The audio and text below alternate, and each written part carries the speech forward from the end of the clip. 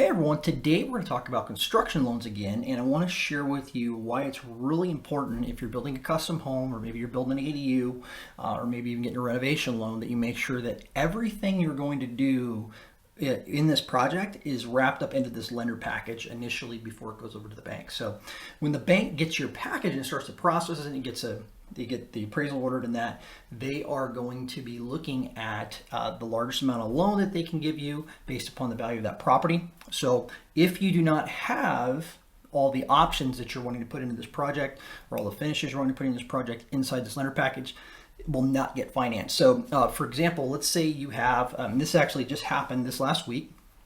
So we have a customer they're getting ready to build a home for, and we had given them a specification package. And in that specification package, so it's maybe 60 pages long, that describes all the details of what's going to be in their home, along with, we have a building agreement. This part of that, this is just an addendum that goes into this building agreement, that specification book is, and it gives them some alternates. So it had an alternate for solar, and it had an alternate for, I think there were some cabinet changes that they wanted to do, and maybe a couple other things. So, and that amount of money was, say it was only $10,000 that they wanted to add to their package. So we had a price point for the build, and then there was an additional $10,000 of alternates that they wanted to add.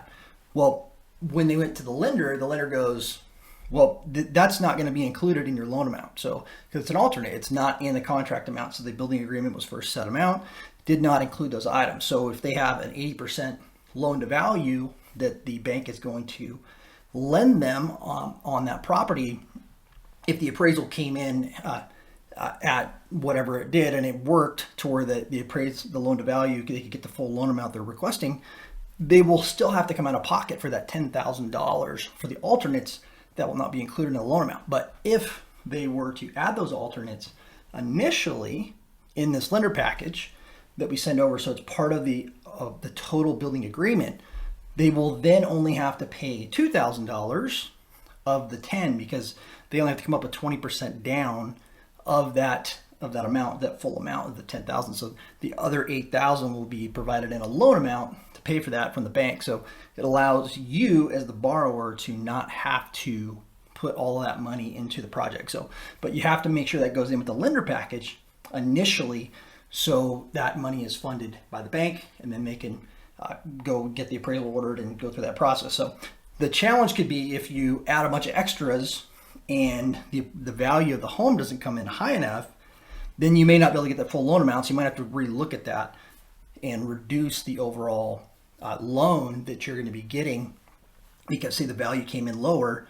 and that 80% will not cover the actual building cost, the money that the bank needs to give you. So all right, so that is definitely an important reason to make sure you have all the details lined out in what you're going to do for the entire project, and then get all that into the initial building agreement when you submit that to the lender, so you can make sure you get as much of those loan funds from the bank as possible. So, all right, so I hope that helps. If you'd like more information on building a custom home, buying land, visit our website at tfgonline.com. Thanks for your time today. Have a great rest of your day.